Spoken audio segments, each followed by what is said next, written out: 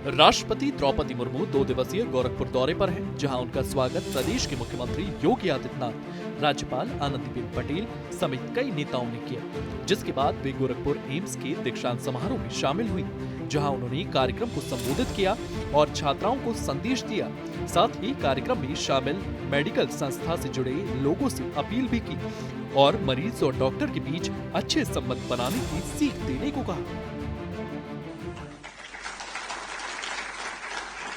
हम भगवान को देखे नहीं, हम कभी सुने हैं, लेकिन चलते फिरते भगवान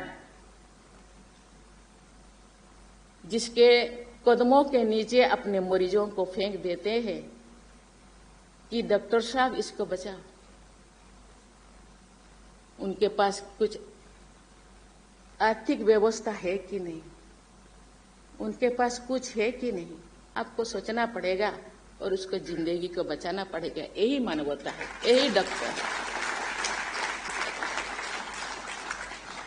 इसी तरह डॉक्टर के धैर्य और समर्पण की भावना समाज के एक आदर्श प्रस्तुत करती है, जैसे कि अन्य लोगों को भी प्रेरित करते हैं। डॉक्टर्स को अनेक चुनौतियों का सामना भी करना पड़ता है, लेकिन एम्पैथी के महत्व को समझना आवश्यक है।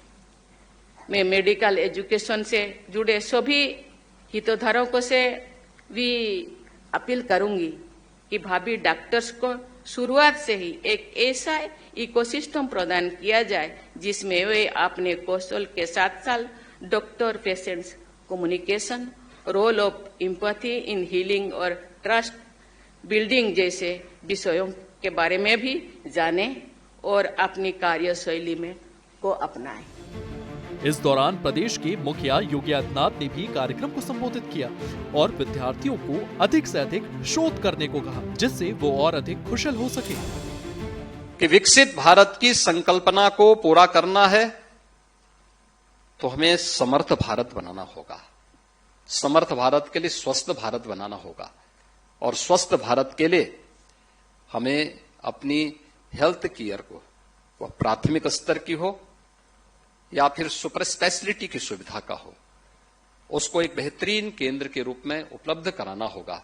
और मैं तो ये भी कहता हूं, थोड़ा सा आप ध्यान दे देंगे तो अब तो आप याद करिए, आज से 8 वर्ष पहले पूर्वी उत्तर प्रदेश में एकमात्र government medical college BRD medical college था। आज इस क्षेत्र में हर जनपद में हमारे पास एक मेडिकल कॉलेज है। कुशीनगर में मेडिकल कॉलेज, देवरिया में मेडिकल कॉलेज, महाराजगंज में मेडिकल कॉलेज, सिद्धार्थनगर में मेडिकल कॉलेज, बस्ती में मेडिकल कॉलेज, आजमगढ़ में मेडिकल कॉलेज,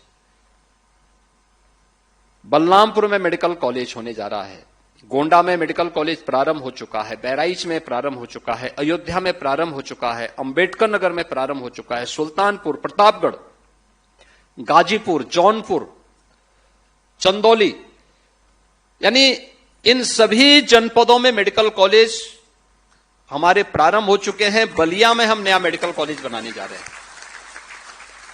यानी मेडिकल कॉलेज की एक बाढ़ सी आ गई है। लेकिन हमारे सामने चुनौतियां भी कम नहीं है। उन चुनौतियों से अपने आप को तैयार करना रिसर्च एंड डेवलपमेंट का है। जितना आप उस पर कार्य करेंगे, जितने पेशेंट को देखेंगे, उनकी पृष्ठभूमि को देखेंगे, वहां की सामाजिक आर्थिक परिस्थितियों को देखेंगे, वहां की क्लाइमेटिक जोन की स्थिति को अध्ययन करेंगे और उसके बारे में जितना अच्छी आपकी स्टडी होगी, उतना ही आपका अच्छा रिसर्च भी सामने आएगा। उस दिशा में नए सिरे से कार्य किए जाने की आवश्यकता है, क्योंकि अभी तक तो आपने अपनी क्लासरूम में पढ़ा है, अपनी लैब में देखा होगा। जीवन संग्राम तो अब शुरू होगा और उस शुरुआत के लिए हम सबको इस बारे में ध्यान में रखना होगा कि इस विस्तृत क्षेत्र में आपके पास पूरी दुनिया आपके सामने है, अध्ययन के लिए भी और उस पर एक नई स्टडी को आने वाली पीढ़ी को देने के लिए भी। दीक्षांत समारोह कार्यक्रम के दौरान राज्यपाल आनंदीबेन पटेल ने भी कार्यक्रम को संबोधित किया, जिसमें उन्होंने 21वीं सदी को महिलाओं की सदी कहा। साथ ही कार्यक्रम में शामिल विद्यार्थियों को बधाई दी और उज्जवल भविष्य की कामना की। वो खुशी की बात है मित्रों, ये 21वीं सदी है मित्रों, और मैं तो ये कहती हूं कि महिलाओं की सदी है। 21वीं सदी महिलाओं की सदी है।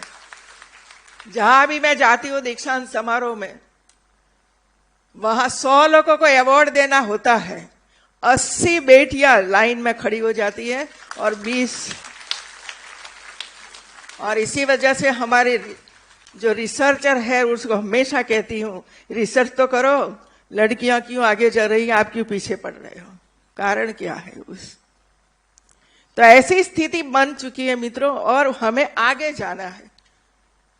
जब तक महिलाओं की शक्ति देश के विकास में नहीं आएगी, तब देश विकास नहीं कर पाएगा। ये सूत्र था नरेंद्र भाई मोदी का मित्रों, हम जब गुजरात में काम करते थे तब।